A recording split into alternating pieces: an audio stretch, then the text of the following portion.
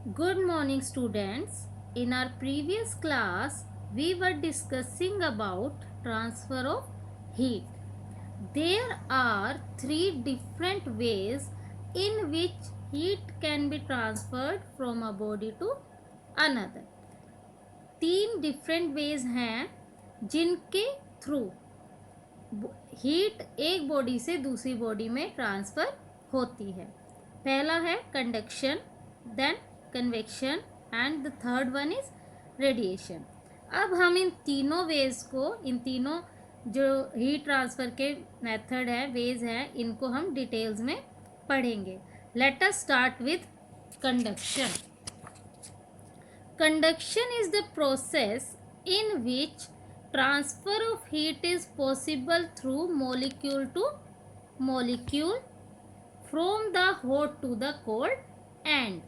Conduction के अंदर क्या होता है, जो हमारी हीट ट्रांसफ़र हो रही है वो कैसे होती है, मॉलिक्यूल से मॉलिक्यूल में, हॉट एंड से कोल्ड एंड के बीच में, यानी हॉट एंड है और कोल्ड एंड के बीच में मॉलिक्यूल से मॉलिक्यूल में हीट ट्रांसफ़र होती है. The molecule themselves do not travel from one end to the other. इसमें मॉलिक्यूल्स की एक्चुअल मूवमेंट नहीं होती, जो हीट है वो ट्रांसफ़र हो रही है एक मॉलिक्यूल से दूसरे मॉलिक्यूल में. जो मॉलिक्यूल्स की जगह है, प्लेस है, वो सेम रहती है, मॉलिक्यूल्स मूव नहीं करते. The process of transmission of heat energy in solids without the actual movement of particular molecules from their position is called conduction. Process of transmission of heat energy, heat energy का transfer होने का जो process है जिस in solids, किस में होता है कंडक्शन, कंडक्शन हमेशा सॉलिड्स में ही होता है.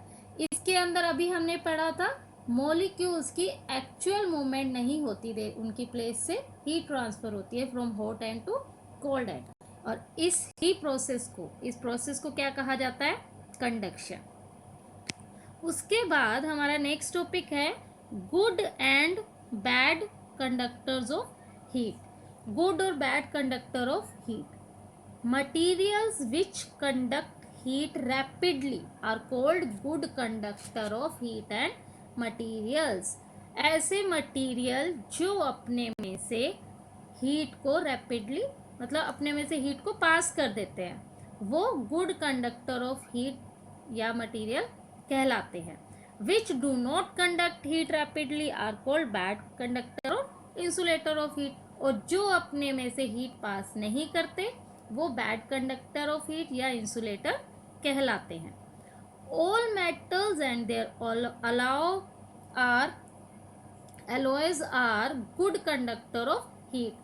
जितने भी मेटल है और उनके एलॉयज हैं वो सारे के सारे क्या होते हैं, गुड कंडक्टर ऑफ हीट. जैसे कि copper, iron, brass, silver, steel etcetera, these all are good conductor of heat. On the other hand glass, air, plastic, rubber etcetera are insulators, क्योंकि ये अपने में से हीट पास नहीं करते. Most liquids are poor conductor of heat. Mostly जो liquids होते हैं उन्हें हम poor conductor of heat consider करते हैं. उसके बाद है use of good and bad conductor of heat for making cooking utensils. Good और बैड कंडक्टर ऑफ हीट जो होते हैं मेटल्स, उनको हम कुकिंग यूटेंसिल्स बनाने के लिए यूज़ करते हैं. कैसे? Good conductors of heat like metals and their alloys are used for making cooking utensils. Good conductor of heat जैसे कि metals हैं या उनके alloys हैं, उनको हम cooking utensils बनाने के लिए यूज़ करते हैं. Whereas bad conductor of heat are used to making handles of the cooking utensils. जबकि जो bad conductor of heat है उन्हें हम जो कुकिंग यूटेंसिल्स है उनके हैंडल्स बनाने के काम में लाते हैं. So they do not get hot and are easy to hold even when the vessel is very hot. इससे क्या होगा, जब हम यूटेंसिल, जो वेसल है, बर्तन है, उसको हम गैस पे रखते हैं तो हम देखते हैं कि वो गर्म हो जाता है. अगर हम उसे हाथ लगाएंगे तो वो इतना गर्म होता है कि हमारा हाथ जल जाता है। अगर उन्हीं कुकिंग यूटेंसिल्स के जो हैंडल हैं, अगर हम वो बैड कंडक्टर ऑफ हीट जो मटेरियल्स हैं उनसे बनाएंगे तो वो क्या होता है, गर्म नहीं होते। इसीलिए हम उनको, मतलब वैसल बहुत ज़्यादा गर्म होने के बावजूद भी हम उन हैंडल से उनको इजीली होल्ड कर सकते हैं, पकड़ सकते हैं, और हमारा हाथ भी नहीं जलेगा। उसके अलावा और क्या यूज़ है इनका, to protect human beings against cold. Human beings को हमें ठंड से बचाने में भी क्या इनका रोल है, कैसे बचाते हैं। In winter woollen cloth keep our bodies warm. Winter में हम मोस्टली वूलन क्लॉथ डालते हैं, हमें पता है ऐसा क्यों होता है, क्योंकि जब हम वूलन क्लॉथ वियर करते हैं तो हमें वार्म फील होता है, यानी गर्माइश मिलती है। Because these cloths do not allow the heat of our body to escape. ऐसा इसलिए होता है क्योंकि जो हमारी बॉडी की हीट होती है, वूलन क्लॉथ क्या करते हैं, उसको ट्रैप कर लेते हैं अंदर और उसको बाहर नहीं निकलने देते, जिसकी वजह से हमारी बॉडी की जो हीट है वो हमें फील होती है और हमें गर्माइश मिलती है। इसके अलावा व्हीकल्स में भी यूज़ करते हैं हम। व्हीकल्स में क्या यूज़ होता है, बैड और poor conductors are use to cover the vehicles carrying inflammable substances such as petrol diesel during hot weather. Bad या पुअर कंडक्टर्स जो हैं वो हम अपने व्हीकल्स को कवर करने के लिए यूज़ करते हैं हॉट वेदर में, जो हमारे व्हीकल्स पेट्रोल या डीजल के हैं, क्योंकि उससे क्या होता है, जो हीट है वो हमारे व्हीकल तक डायरेक्टली नहीं पहुंचती है, और वो क्योंकि ये जो पेट्रोल और डीजल है इनफ्लेमेबल सब्सटेंसेस है, बहुत ज़्यादा हीट, बहुत ज़्यादा गर्मी में, बहुत ज़्यादा टेम्परेचर में इनमें आग भी लग सकती है। इसलिए it minimise the loss due to evaporation and prevent the occurrence of fire due to excessive heating of such substances. वही चीज़ है, ये क्या करते हैं, बहुत ज़्यादा गर्मी, बहुत एक्सेसिव हीट से उनमें आग लगने से बचा देते हैं। Next is there is a activity to show that water is a bad conductor of heat. We know that water is a bad conductor of heat. इसकी एक सिंपल सी एक्टिविटी दी हुई है जो दिखाएगी कि ऐसा क्यों होता है। Take a copper wire gauze and a piece of ice. एक कॉपर वायर गेज लेंगे और एक पीस ऑफ आइस लेंगे। Wrap the piece of ice in a copper wire gauze. जो पीस ऑफ आइस लिया है हमने, बर्फ का पीस है, उसको हम कॉपर वायर गेज में अच्छे से रैप कर देंगे। And drop it in a large glass tube containing cold water. और ऐसे हम एक ग्लास ट्यूब में उसको अंदर डाल देंगे, हमने डाल दिया, और इसके अंदर कैसा पानी है, ठंडा पानी है, कोल्ड वाटर है, और इसको हम थोड़ा सा टिल्टेड रखेंगे। ना hold the test tube in a tilted position and heat the surface of the water with a strong flame. हमने इसको टिल्टेड रखा, और जो इस सरफेस है इसको हम वाटर के सरफेस को क्या कर रहे हैं, हाई फ्लेम में हीट कर रहे हैं। Continue till the water at the surface starts boiling. कब तक ऐसा करेंगे, जब तक सरफेस पे जो पानी है वो बॉयल होना, स्टीम बन के बाहर होना स्टार्ट ना हो जाए। You will observe that ice does not melt. जब इस प्रोसेस को, जब इस एक्टिविटी को हम करेंगे तो हम क्या देखेंगे कि जो आइस है वो मेल्ट नहीं हुई। Above activity shows that heat from the upper part of the water does not reach its lower part, hence water is conductor of bad conductor of heat. इस एक्टिविटी से हमें पता लगा कि जो वाटर का अपर पार्ट है वहाँ से हीट ट्रांसफ़र होकर लोअर पार्ट तक नहीं पहुँची। ये क्या शो करता है कि वाटर एक बैड कंडक्टर ऑफ हीट है, क्योंकि इसके अंदर हायर टू लोअर टेम्परेचर तक हीट फ्लो नहीं हुई। उसके बाद there are some applications of conduction in our everyday life. हमारी डे टू डे लाइफ में कंडक्शन का कुछ एप्लीकेशन है। Let us see. Birds puff up their feather in winter because in doing so that they trap large amount of air which does not allow their body heat to escape out। सर्दियों में जो birds हैं हम देखते हैं वो अपने feathers को पफ अप करते हैं, जिसकी वजह से लार्ज अमाउंट ऑफ एयर वो अपने अंदर पंख फैदर्स में ट्रैप करके रख लेते हैं, और जिससे कि क्या होता है, जो बॉडी की हीट है वो बाहर नहीं जाती और उनको उससे वार्म मिलती है। Eskimos make igloos out of snow because snow contains a fairly large amount of trapped air which acts as an insulator. जो एस्कीमोज होते हैं वो इग्लूज बनाते हैं, हमने पढ़ा है, बर्फ़ के हाउस से होते हैं, स्नो से, क्योंकि जो बर्फ़ है उस वो क्या करती है, लार्ज अमाउंट ऑफ एयर को ट्रैप कर लेती है और एक इंसुलेटर का काम करती है। Cooling coils of air conditioner and refrigerators are made of copper as they readily conduct heat away. जो हमारे एसी हैं और जो रेफ्रिजरेटर हैं, फ्रिज, उनके जो कूलिंग कॉइल्स होते हैं वो कॉपर के बने होते हैं, क्योंकि वो क्या करते हैं, जो हीट प्रोड्यूस हो जाती है उनके चलने से उसको बाहर निकालते रहते हैं। The next topic is convection. What is convection? Heat transfer from hotter part of a substance to a colder part by the actual movement of the hot particles is called convection.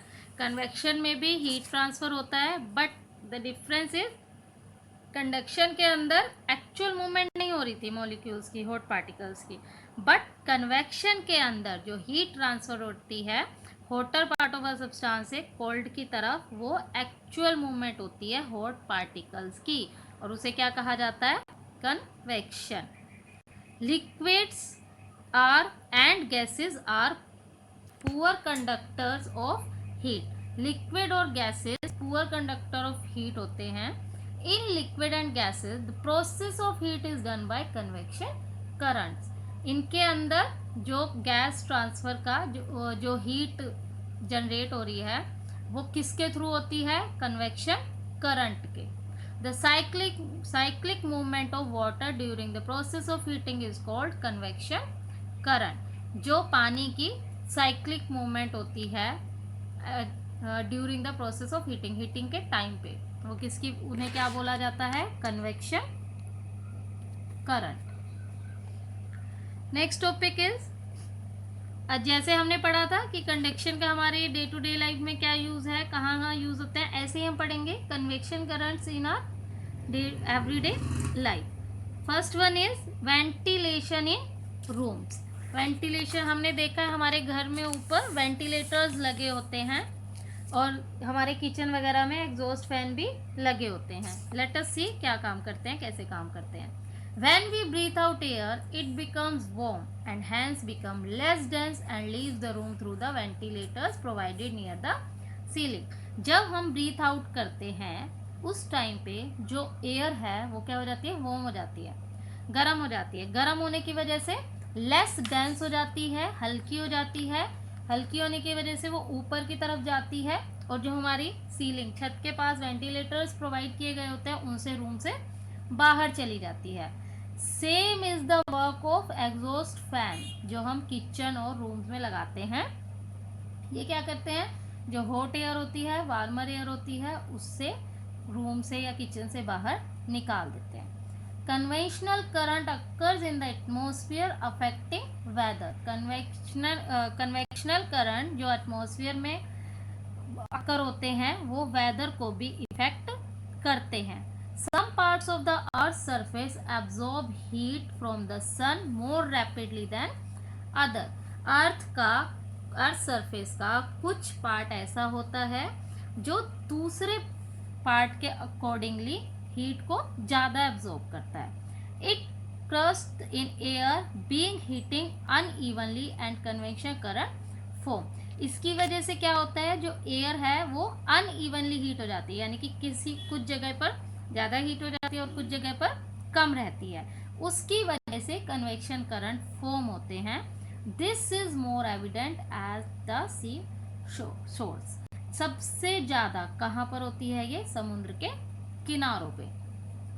Late us see how we will study about ocean current. Ocean current are the convection current in the ocean. It help in maintaining the ocean temperature. Ocean current, जैसे कि हम नाम से समझ पा रहे हैं, कहाँ पर कन्वेक्शन करंट प्रोड्यूस होता है, इन द ओशन, ओशन के अंदर।